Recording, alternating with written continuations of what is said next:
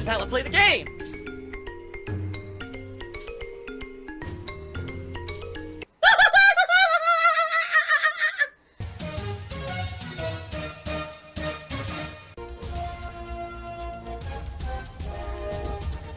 Oh my god! What the fuck? Holy shit! That is an epic fucking intro, dude. And I have to warn everyone. Warning. What you may see right now is going to be absolutely disgusting. Sound good? Alright, sounds good to me. As you guys know, because of my result of me tweeting about the Game Awards 2 days ago, basically I had to put up with a bunch of nudniks on Twitter.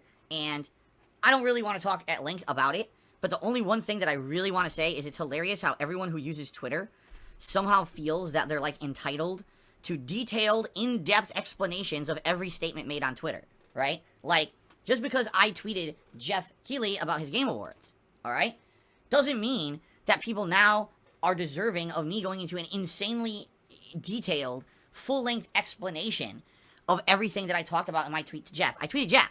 I didn't tweet anybody else, okay? So, yeah, it's a public tweet.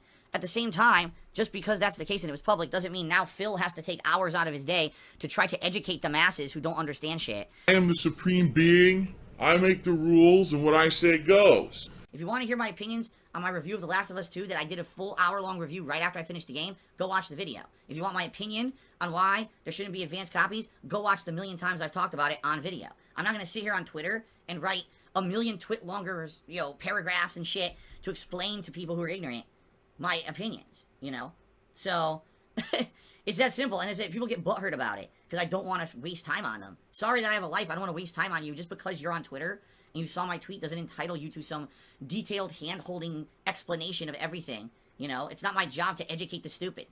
It's just not. It's not my job to waste my day on it. But some people seem to believe it is, including other content creators who just like to cause fucking drama on the internet and have for me in the past, and they want to try to stir shit up. They can go fuck themselves. Why am I toxic? More toxic, more toxic. This morning, the most hilarious thing ever happened. Alright, so those of you who know me, and have followed me for a very long time, you know my history, and you know where I come from. Right? You know I'm from the state of Connecticut. That's where I grew up for most of my life.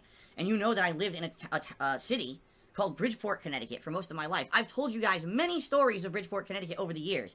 How it started off as pretty much a nice place to live when I was a kid, and it got increasingly more dangerous, more high crime. I've told you guys the story of how when I was growing up and learning how to ride a bike, how my next door neighbor got his ass beat in the middle of a street, bloodied, and his bike stolen, and because of that, I decided I never wanted to ride a bike because it just wasn't safe in my neighborhood anymore. I've told you guys stories of how people would just literally walk around smoking pot. There were a bunch of kids who would go right into the backyard fence smoking pot, blowing the smoke into our yard and shit. Crime everywhere, people getting robbed. My father was held up at gunpoint at one time after going grocery shopping, and he had to, basically try to escape because they were holding him at gunpoint. He didn't know if they were going to shoot him.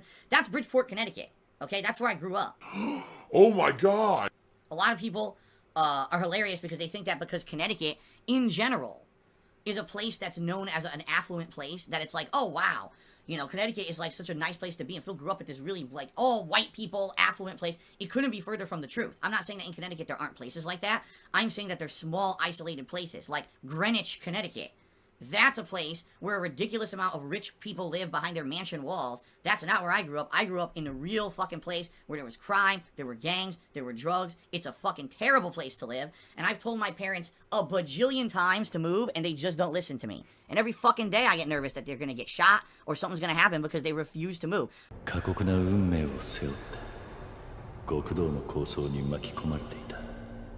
This morning, CNBC, mainstream media, put out a story saying, oh, homes are selling like hotcakes in vacation towns across the United States. The top 2 towns they listed, number 1 was Lake Tahoe. 80% of homes are on the market and selling. Bridgeport, Connecticut was listed as number 2. 80%. I was like, what? Now just think about this. I'm looking at Twitter this morning. I see Bridgeport trending, and I'm like, there's no way that could be Bridgeport, Connecticut. This has got to be Bridgeport somewhere else. There's got to be something political going on, maybe a protest happening. It's fucking Bridgeport, Connecticut. I was, what? I clicked on it, and they actually, in the article, think that Bridgeport, Connecticut is a vacation town. This is mainstream media. This is the due diligence that they use when they write their fucking articles, right?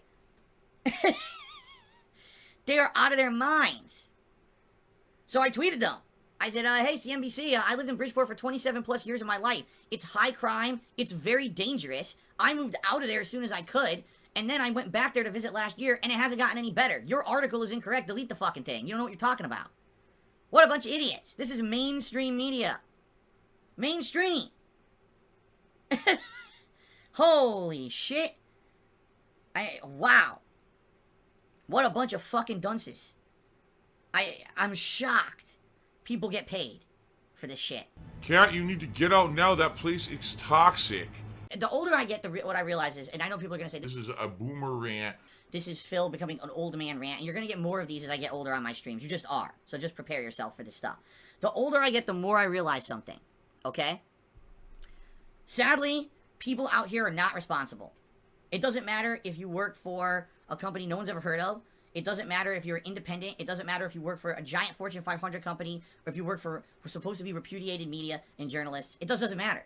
People are fucking irresponsible, and they don't do their due diligence, and they don't do their jobs properly. Alright? And this is what leads to tons of problems on this planet.